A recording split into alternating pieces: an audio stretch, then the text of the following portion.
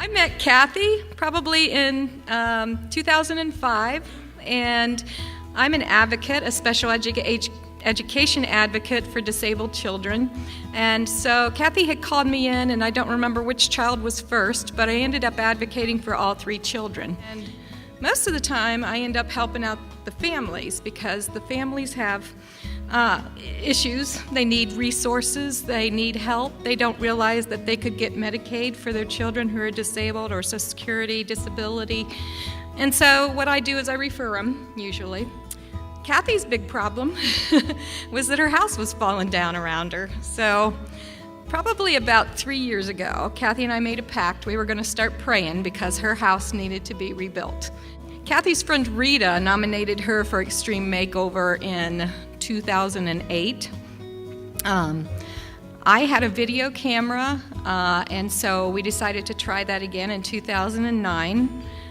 She was not chosen either time, and so I didn't give up. Came to Bill Cuthrell's home group one Wednesday night, and I mentioned it and asked the group to start praying. And Bill said, well, he says, I'm in the men's ministry where I go to the men's breakfast. Bill Cuthrell, one of our elders, came to that men's breakfast that week, or that month, and made a proposal. The men's group had just finished another project for someone else within the church, and he said, well, we've heard about this family. They don't happen to go to BCC, but came to our attention through one of our members, Betty, who said this person needed some help. Would anybody care to take a look at it? And so myself and Ken French asked the question, what needed to be done? And this is a quote, and Bill Cuthrell's words were, "It's my understanding that she is in need of a minor plumbing repair."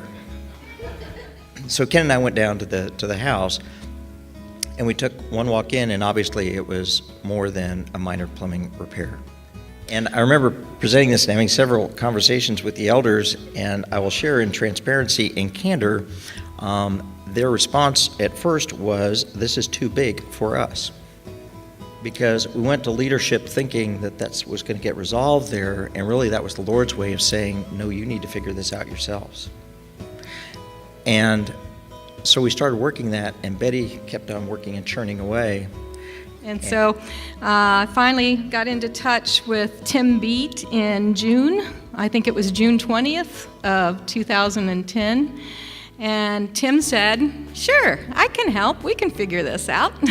For me, the project started with an email from Betty Cornwell. I'm sitting at my desk one day, I get an email from Betty saying, there's a family that wasn't chosen by Extreme Makeover. Here's what their situation is. What was interesting is this was not the first family that hadn't been chosen by Extreme Makeover that had contacted our organization. Unfortunately, the project was too big for St. Mary Development to do alone, and so I gave the email to the president of our organization, who happened to be meeting with the city of Kettering the next day, and met with the planning and development department. In July, my boss came and said, we have a challenge for you, because I was just at a meeting, and there's a house in Kettering that needs a lot of help. And we built a team.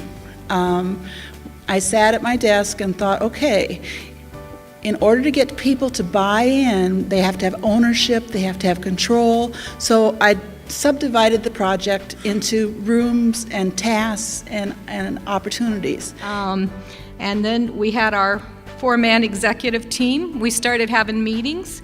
Then I started calling people for donations and help, and everything just snowballed, like Kathy said. It's just everybody was saying yes.